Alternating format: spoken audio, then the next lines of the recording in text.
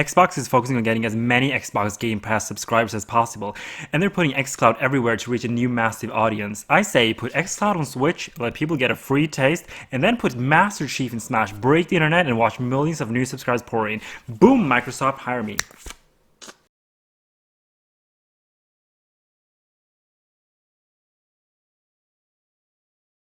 Just a side note, I'm short on time, so the video will be read off a script and be really low budget. Just hear me out, okay? Xbox has a new strategy this generation to put us the players in the center. They realize players have more choice now than ever and thus more control, so they want to limit where people can play their games.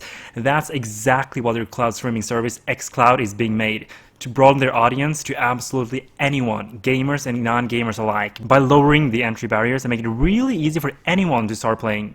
What a customer, what a player, what I care about is I want to play my games. I want to be able to play them wherever I am. I want to be able to play with you, my friends, wherever I go play. And I just want that to seamlessly work across every device that I see. For that reason, they made Xbox Game Pass, a subscription service that gives players access to over 100 games for a small monthly price, both indie games and really big AAA games. And so they want to put this Xbox Game Pass on any device somebody wants to play on, and they wish to reach the 2 billion gamers worldwide wherever they are. So to accomplish this, they're going to use xCloud, which is now integrated with Xbox Game Pass, and put it on all mobile devices, tablets, you name it, in order to reach that audience. Project xCloud is freedom to choose and freedom to play right now on Android, but in the future. And of course, we won't stop there. We are working with a ton of partners to bring Project xCloud to every device where you want to play. Right. Heck, Microsoft even sold Mixer to Facebook Gaming in hopes that they can integrate xCloud with it and reach that massive potential audience. They're really freeing themselves from exclusive hardware, aka the Xbox, which is exactly why their strategy is focused on software first. They wish to become the Netflix of gaming and are going all out on Xbox Game Pass subscriptions. With currently 10 million Game Pass subscribers, they're aiming to increase that number drastically. I mean, think about it, 20 or 30 million subscribers paying at least $10 a month. That's equivalent to selling 4 to 5 million copies of a $60 game every single month. Yeah, so in a nutshell, get as many people as possible in Xbox Game Pass subscriptions and use the power of xCloud to reach a new massive audience who might never otherwise have touched the game. And what better way to put it into practice than to add xCloud to the Switch?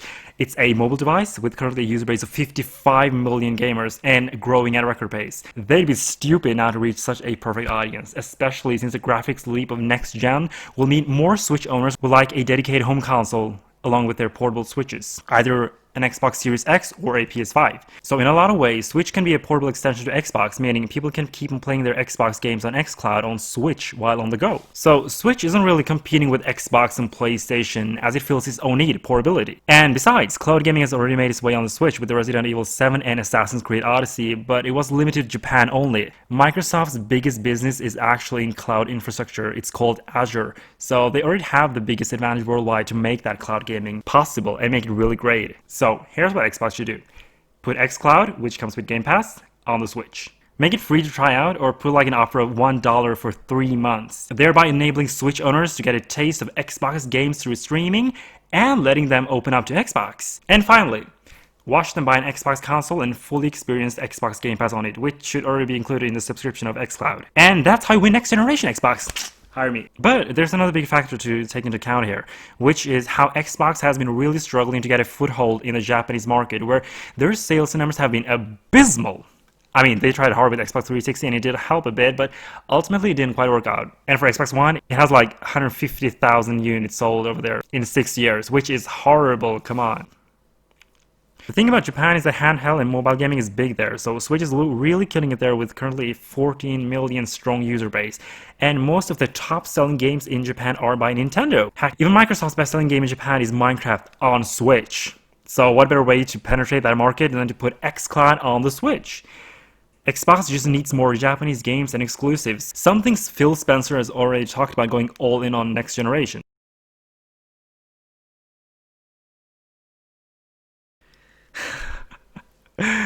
So listen, Xbox, let Japan get a free taste of Xbox Game Pass on Switch, let them warm up to Xbox, and watch how Xbox and Xbox Game Pass sales flourish in Japan. Side note, I'm not an animated professional analyst. In a sense, xCloud on Switch kills 2 birds with 1 stone.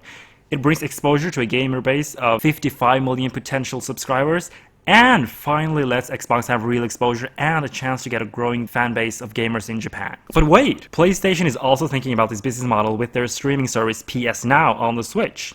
You know, with both Xbox and PlayStation competing to get on the Switch, Xbox would really need an ace up their sleeve to really take home the crown, in addition to being the first one to bringing the cloud gaming to Switch, of course. Enter Master Chief in Smash. Ooh.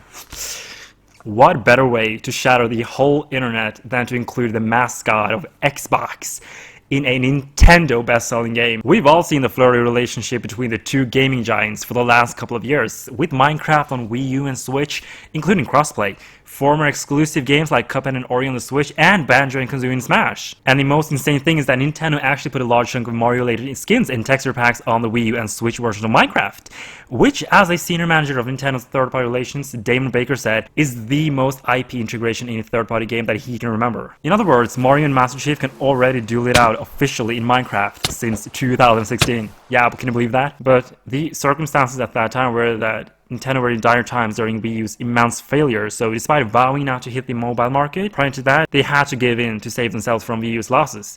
I wager putting Minecraft along with a ton of Mario-themed skins, texture packs, and worlds was due to Wii U's failure and Nintendo needing to make big moves, like, you know, giving their biggest IP to the best-selling game in the world, Minecraft. So, similarly, Xbox hasn't been doing too well with Xbox One, let's face it, come on. And Halo isn't even as large a franchise as Mario. So then putting Master Chief in Switch's second best-selling game, Smash Bros. Ultimate, which has like 18 million sales, isn't really all that too far-fetched in my honest opinion. They would literally break the internet and make headlines everywhere and be trending on Twitter, which would put xCloud on the spotlight and spread the word to a lot of people. And Master Chief in Smash would also be marketing the upcoming Halo Infinite. It would be an insane marketing move with lots of big ripple effects, and Xbox would be dumb not to pursue it. Or, you know, they could always just put Master Chief Fortnite and just call it a day. I'm not even joking, I was dead serious. Think about it, a lot of very prominent characters have been making their way in Fortnite, like Marvel and DC's biggest superheroes, even Star Wars characters, because they know it's a great marketing strategy to reach a massive younger audience. And I know that Halo games have been generally M-rated, but Halo 5 was actually rated T for teen, can you believe that? With an age rating like that, they'll reach a much broader audience, and so it's a no-brainer to use Fortnite to market Halo Infinite and Xbox Series X, assuming they're going with a teen rating again.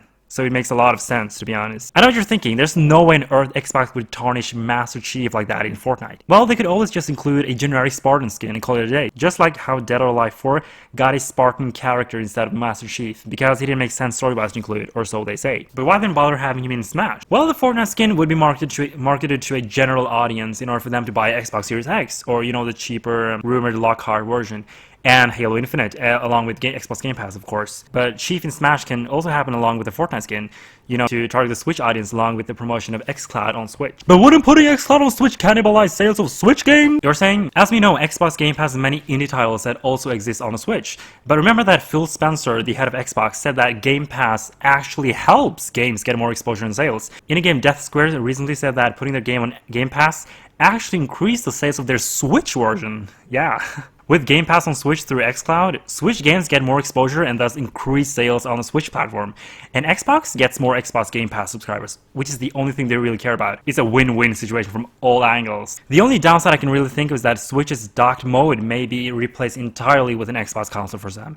And graphics-intensive games will probably be bought more often on Xbox than on Switch. Like, for instance, Doom Eternal.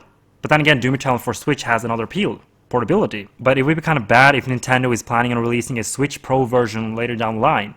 But again, it's more about the portability aspect. And also, the people who will be affected by this already own a Switch, so it's not like Nintendo's gonna lose sales, right? Rather, this may push Xbox fans to get a Switch as a portable extension to Xbox One or Xbox Series X, which is only a win for Nintendo. So in conclusion, Master Chief coming to Smash or another major crossover between Microsoft and Nintendo happening is very likely. Now, I'm not saying that Master Chief is definitely coming, but from a business perspective, a consumer perspective, and most importantly from a marketing perspective, it makes perfect sense. It would be really cool to announce this at the July 23rd event, but if not, be on the lookout for crazy marketing stunts by Xbox. Xbox and Phil Spencer are putting players' needs first this generation and are trying to redeem themselves, so they're making big moves. There are already rumors circulating that they're planning on removing Xbox Live Gold entirely and making multiplayer free, so literally anything can happen at this point.